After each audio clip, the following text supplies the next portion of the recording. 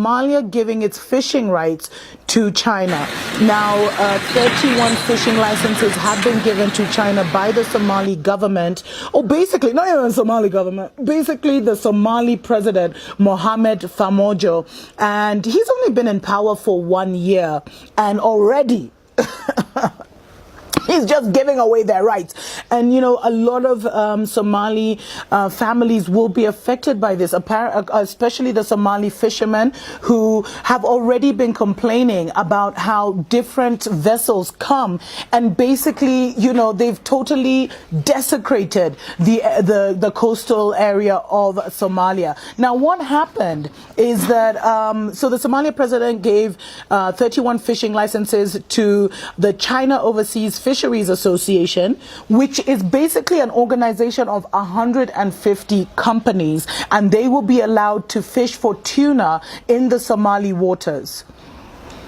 And what happens is, you know, Somalia has been there's been a lot of unrest, I think almost for 2 decades in Somalia. And what happened is, before then, there was no rule. So it was like there was a lot of illegal fishing going on. And many vessels from countries like India, from countries like Pakistan, from countries like Spain and Yemen used to illegally fish in Somali waters. And because there was no central government, so they could literally do whatever they wanted. So now the Somali president argues that he's given these 31 licenses to the Chinese because they've been fishing illegally in the Somali waters anyway.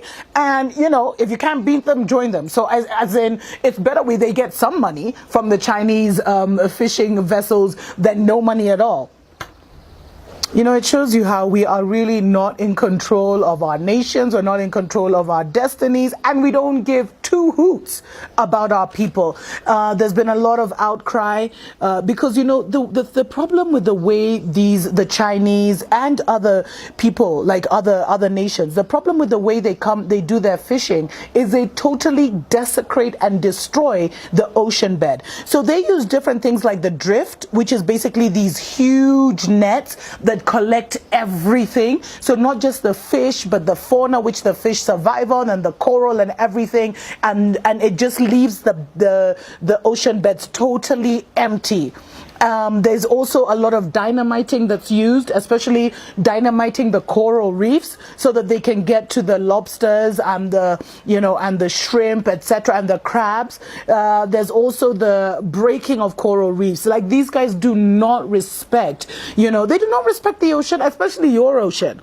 And what we're finding is that the Indian Ocean, which was so beautiful, the Somali coastline, which is just stunning, is being totally destroyed by these, very aggressive and predatory fishing patterns. And what the Somali fishermen fear is that at the end of the day, there won't be any more fish for the local, producers. So apparently they're supposed to stay, like, I don't know if it's 20 or 30 kilometers out in the ocean and leave that area for the Somali fishermen, but they have not been following this.